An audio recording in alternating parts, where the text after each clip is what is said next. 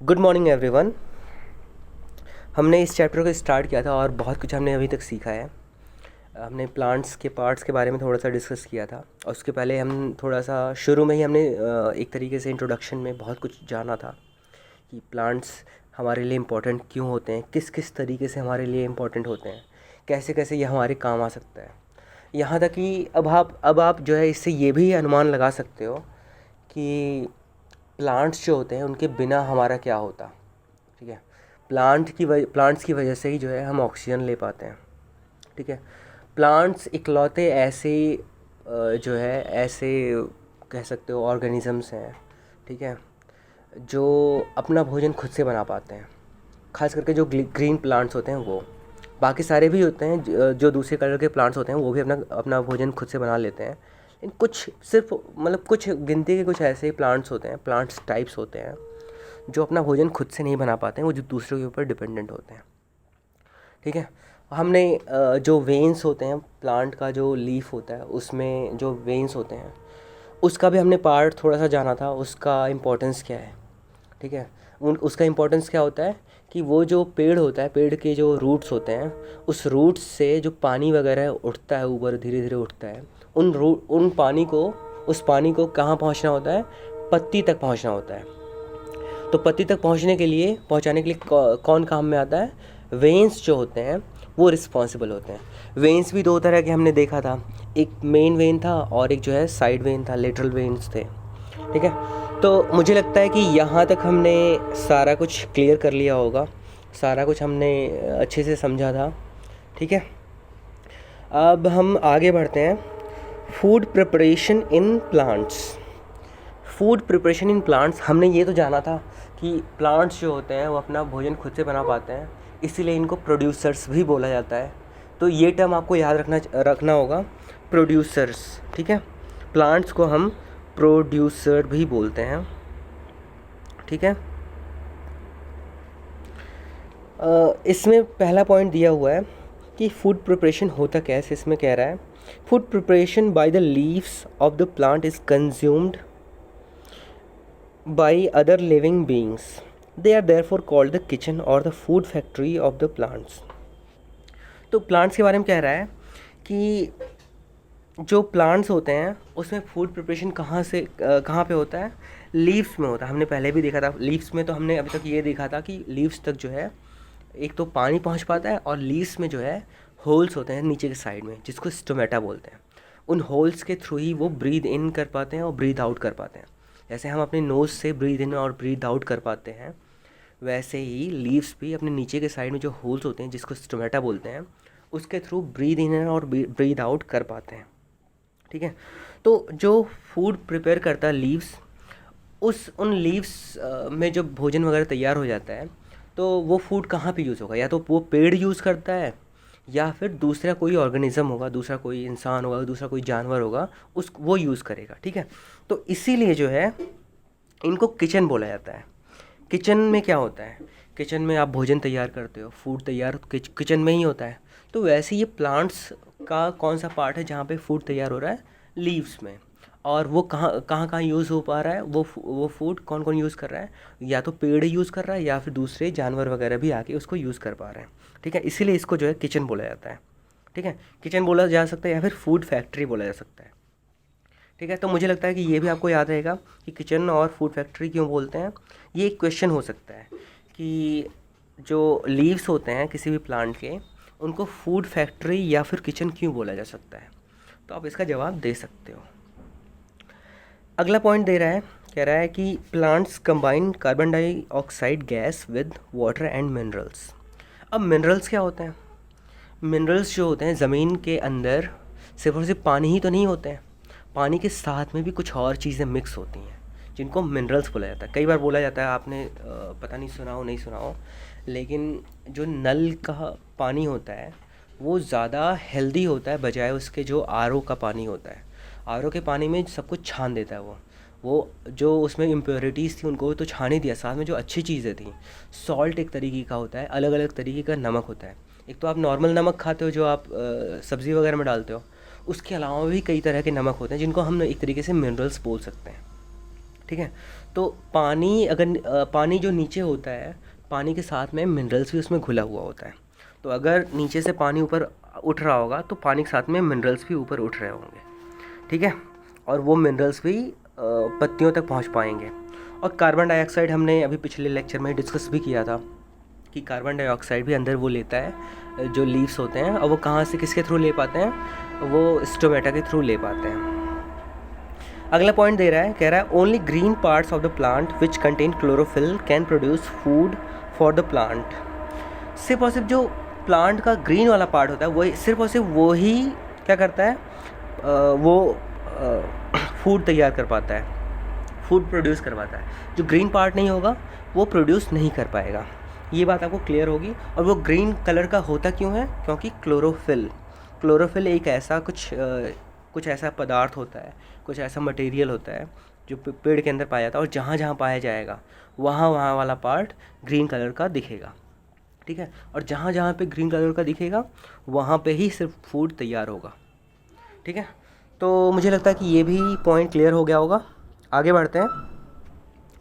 How do leaves get these materials to make food for the plant. Leaves को, जो leaves होते हैं, पत्तियाँ होती हैं, उनको ये मटेरियल्स मिलते कहाँ से हैं जिससे ये फूड तैयार करते हैं, ठीक है।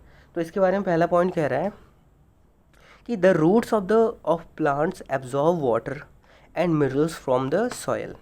ये वैसे अभी तक मैंने ऐसे बोल दिया होगा, लेकिन अभी तक ये लिखा हुआ नहीं था कहीं पे कि मिनरल्स वगैरह कहाँ से रहे हैं ऊपर की तरफ।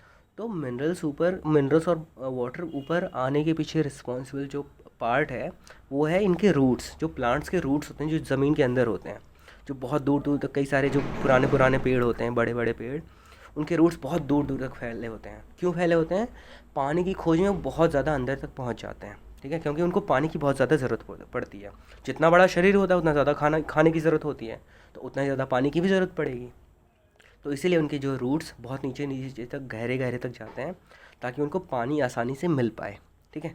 तो अब जहाँ पे पानी मिलेगा वहीं से जो है मिनरल्स भी मिल जाएंगे। तो ये सॉयल से मिलता है, और सॉयल से उठाता कौन है, खींचता कौन है, जो रूट्स होते हैं वो, ठीक है। तो ये आपको ये भी याद होगा अब। The stem carries these materials to the leaves. जो स्टेम्स होते हैं, जो तना होता है, जो प्लांट का जो मेन पार्ट होता है, जो सीधा सा खड़ा हुआ, जो सबसे मोटा वाला पार्ट होता है, उसको स्टेम बोलते हैं। तो ये जो स्टेम होता है, ज़मीन के अंदर तो सारे रूट्स होते हैं।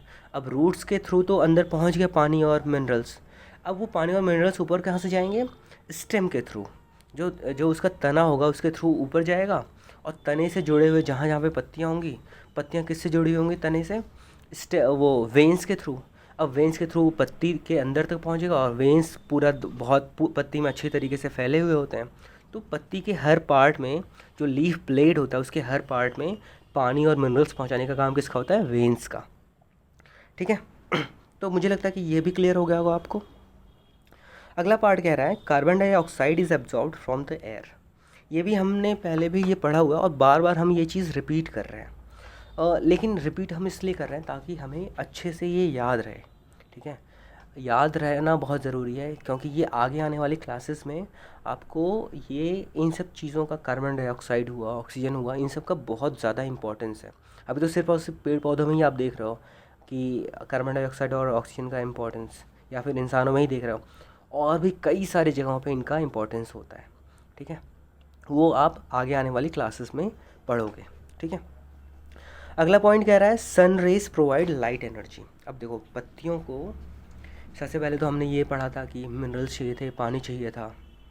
फिर उसके बाद हमने पढ़ा कि उनको एयर भी चाहिए होता है, एयर से एक पर्टिकुलर गैस लेता है ये, वो है कार्बन डाइऑक्साइड। अब हमें एक और नया टर्म पता चला कि सन रेज़ भी इम्पॉर्टेंट होती हैं। सन रेज़ जो होती हैं वो क्या करती हैं? लाइट देती हैं, लाइट एनर्जी इनको देती हैं, जिससे ये अपना खाना बनाने का प्रोसेस में जो है इनको जो है हेल्प मिलता है, ठीक है। तो मुझे लगता है कि ये सारा का सारा पॉइंट आपको क्लियर हो गया होगा। इसमें सारे पॉइंट्स में एक तो इसको एयर चाहिए था, दूसरा पॉइंट इनको मिनरल्स और वाटर चाहिए था, तीसरा पॉइंट इसको सनलाइट चाहिए था या फिर लाइट एनर्जी चाहिए था। आगे बढ़ते हैं। आगे कह रहा है the sunlight, water, carbon dioxide and chlorophyll are necessary for leaves to make their own food. Chlorophyll नहीं रहेगा तो ये अपना फूड बना ही नहीं पाएगा, ठीक है। और क्लोरोफिल जो है पत्ती का जो कलर होता है ग्रीन कलर, उसके पीछे भी रिस्पॉन्सिबल होता है। तो उसी से एक फार्मूला एक तरीके से हमने बना लिया। फार्मूले में क्या है कि वाटर चाहिए, water plus carbon dioxide plus chlorophyll plus sunlight. अगर इन सारी चीज़ों को मिला दिया जाए तो ये सारे मिलके प्लांट का जो लीफ होता है वो प्लांट फूड तैयार कर पाता है, ठीक है। तो आपको ये फार्मूला एक तरीके से आपको याद रखना है। अगला पॉइंट कह रहा है, since this process takes place only in the presence of sunlight it is called photosynthesis. Photo means light and synthesis means to put together. अब देखो पुट की स्पेलिंग थोड़ी सी गलत हो गई है, PUT सिर्फ होगा, PUTT नहीं होगा, ठीक है। तो आप इसको सही कर लेना।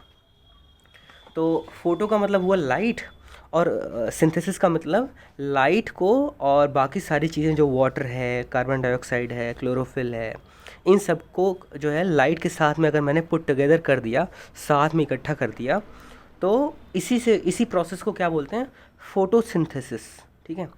तो फोटोसिंथेसिस को ऐसा कह सकते हैं कि फोटोसिंथेसिस एक ऐसा प्रोसेस है जिसमें पत्ती को पानी चाहिए होता है, कार्बन डाइऑक्साइड चाहिए होता है, क्लोरोफिल चाहिए होता है और सनलाइट चाहिए होता है। इन सबको मिला के ये सनलाइट के प्रेजेंस में इन सबको मिला के ये फूड तैयार कर पाता है, ठीक है। तो ये क्लियर हो गया होगा। अगला पॉइंट कह रहा है, all living things take in oxygen and give out carbon dioxide during respiration. तो ये हमने पहले भी वैसे डिस्कस किया हुआ है कि प्लांट जो है हमारे से बिल्कुल उल्टा काम करते हैं। जैसे जब हम सांस लेते हैं तो हम ऑक्सीजन अंदर लेते हैं और कार्बन डाइऑक्साइड बाहर करते हैं। प्लांट्स क्या करते हैं, ऑक्सीजन बाहर करते हैं और कार्बन डाइऑक्साइड अंदर लेते हैं। रेस्पिरेशन मतलब सांस लेते समय, रेस्पिरेशन मतलब एक ऐसा प्रोसेस जिसमें हम सांस लेते हैं। और सांस लेने का प्रोसेस में क्या होता है, एयर को अंदर लेना और बाहर छोड़ना, इस पूरे प्रोसेस को बोलते हैं रेस्पिरेशन। अगला पॉइंट कह रहा है, however during photosynthesis plants absorb और take in carbon dioxide and give out oxygen. ये क्लियर हो गया है। Carbon dioxide plus water plus minerals plus chlorophyll plus sunlight gives. ये प्लांट फूड में क्या क्या आ सकता है, एक तो फूड ये देता है, प्लांट फूड के साथ में और क्या क्या दे रहा है, ऑक्सीजन भी बाहर निकाल रहा है और वाटर वेपर भी बाहर निकाल रहा है। वाटर वेपर हमें दिखता नहीं है, लेकिन वाटर वेपर क्या होता है कि जब पानी को आप खौलाने लगते हो, बॉयल करते हो, तो कुछ देर में पानी जो है एयर के फॉर्म में या गैस के फॉर्म में कन्वर्ट हो जाता है। उसी को बोला जाता है वाटर वेपर, जिसको भाप बोलते हैं, ठीक है। तो भाप भी जो है पत्तियों से निकलता है, लेकिन वो इतना थोड़ा थोड़ा करके निकलता है कि हमें पता ही नहीं चलता कि वो जो वाटर वेपर भी पत्ती से बाहर निकल पा रहा है। आज के लिए यहीं रहने देते हैं, बाकी नेक्स्ट लेक्चर में हम कंटिन्यू करेंगे। Thank you.